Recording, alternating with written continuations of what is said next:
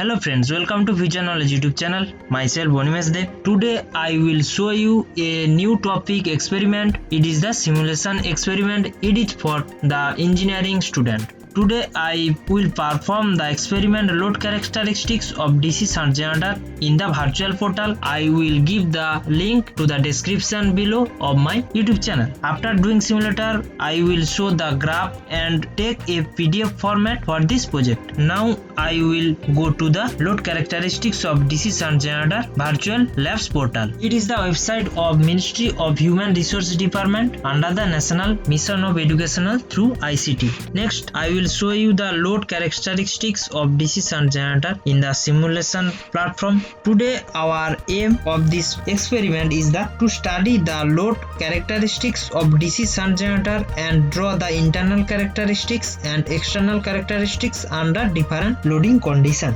Next, I will show you the process and theory. Next, I will show you the simulation process of this experiment. You can see it is the aim purpose, it is the theory purpose. You can read all the theory. I will give you the link for this theory. You can see the load characteristics of DC shunt generator internal and external characteristics graph. Horizontal portion is the load current and vertical portion is the terminal voltage and generated voltage graph. You can see it is the AD terminal, AD portion. It is for the armature reaction drop. It is the armature reaction drop AB. Next, you can see the AC. AC is the external characteristics of this graph and AB is the internal characteristics of this project. I will show you the experiment. You can see the experiment. I will join all the terminal portion. It is the MCB. It is the MCB positive terminal and it is the MCB negative terminal. Here you can see it is L terminal, it is F terminal, it is connected to the field terminal. It is the live terminal and it is the armature terminal. And here you can see it is a ammeter. It is the positive terminal of this ammeter and it is the negative terminal of this ammeter. Here you can see the voltmeter. It is the positive terminal of this voltmeter and it is the negative terminal of this voltmeter. Same here you can see it is the ammeter and it is the positive terminal of this ammeter. It is the negative terminal of this ammeter. Same, it is the voltmeter. It is the positive terminal and it is the negative terminal. See, it is the load terminal. I will give the load through the DC generator. In the virtual lab, it is the load characteristics of DC shunt generator. We can perform in this simulation DC generator characteristics, internal and external characteristics. So I will join L1 terminal to the DC generator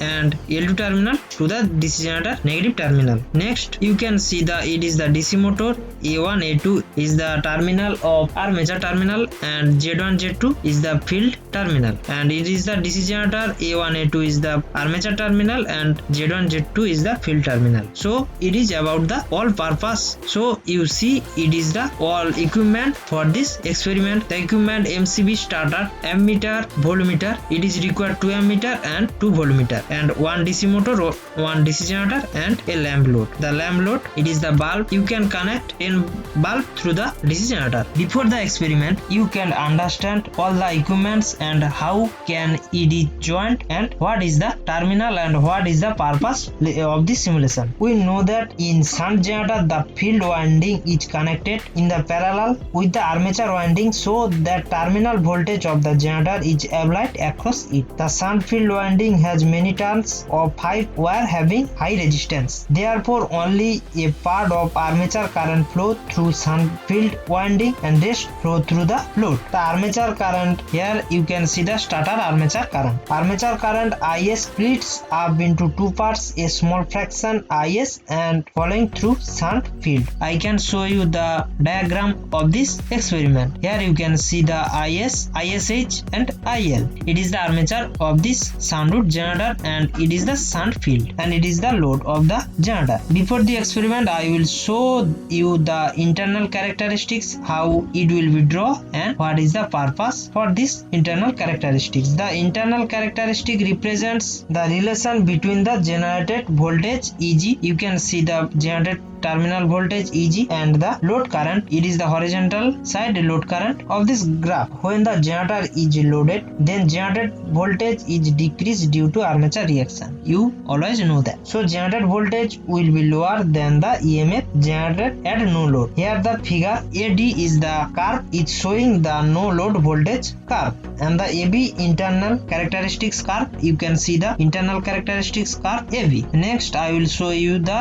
external characteristics. It is the external characteristic graph. AC curve is the external characteristic curve. AC curve showing the external characteristics of shunt wound DC generator. It is showing the variation of terminal voltage with the load current. Ohmic drop due to the armature resistance gives lesser terminal voltage and the generator voltage. That is why curve below the internal characteristics curve you can see the curve, and we know that V equal to Eg minus IARA. So the terminal voltage can always be maintained constant by adjusting the load terminal and external characteristics of shunt DC generator. When the load resistance of shunt DC generator is decreased, then the load current of the generator increase as shown above the figure. Now I will join all the terminal. At first I joined the MCB positive terminal and MCB and starter L terminal. You can see the it is joined MCB positive terminal and L terminal. Next I will join the starter A terminal to the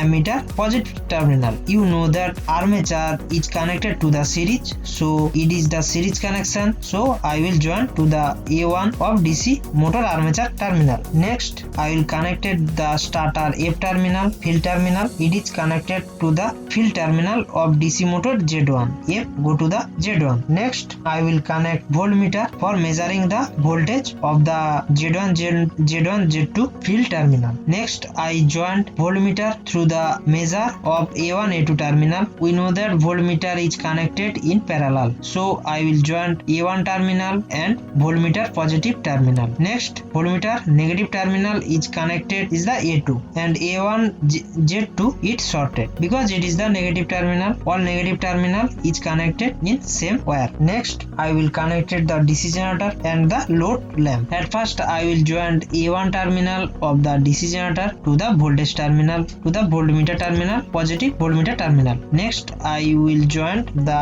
DC generator A2 terminal to the voltmeter negative terminal. Next I will join the ammeter terminal of and the DC generator Z1 Z2 terminal, and A2 and Z2 will be shorted. It is the negative terminal. All A2 Z2 A2 Z2 all is connected in the negative terminal of the load. Next I will connected ammeter. A1 will be connected ammeter positive terminal. Here you can see. Next I will connected ammeter negative terminal to the Z1. So here voltmeter measure the A1 A2 ammeter terminal voltage and of the DC generator, and here the voltmeter measure the A1 A2 terminal means armature terminal of the DC motor. You can see this ammeter measure 1 to 20 ammeter and voltmeter range is 230 volt, and this ammeter range is 2 to 20 ammeter and voltmeter range is 2 to 230 volt. Next I will join the load lamp through the DC generator. L1 is the connected to the A1 and L2 is the connected to the A2 because there is some voltage due to residual magnetism. We know terminal voltage. Now when IL increase, then terminal voltage decrease. So that why the load resistance of the machine must be maintained properly. Next I perform of the experiment and I will show the graph of load current versus voltage. Now you can check it. Now I will join negative terminal of the MCB. It is the joint to the A2 terminal of the DC motor A2 terminal. Okay, all connection is right. You can check. You can see correct connection.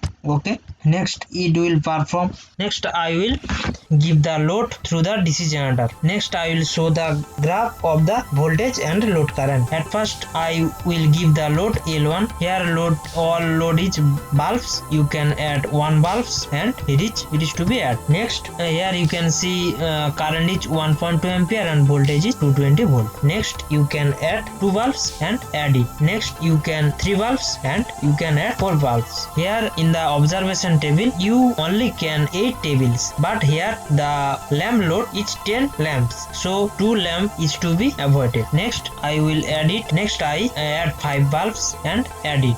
Here you can see here 5.5 ampere and voltage is 200 volt. Next you add 6 bulbs and add it. Next you will add 7 load lamps and add it. Next you add 8 lamps to this system and add to the observation table. Next you must be add 9 lamps and add to the system, and next you add the 10 lamp load through the DC generator and add it in the observation table. Here you can see the all current and voltage. Next you draw the all graphs. The graphs maintain all the current and voltage experiment. Here you can see the graph. The horizontal purpose is the load current and vertical is the voltage.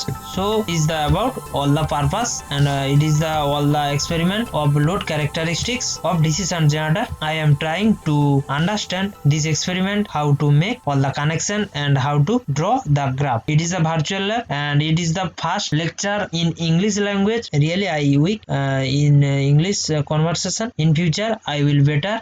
Okay, thank you.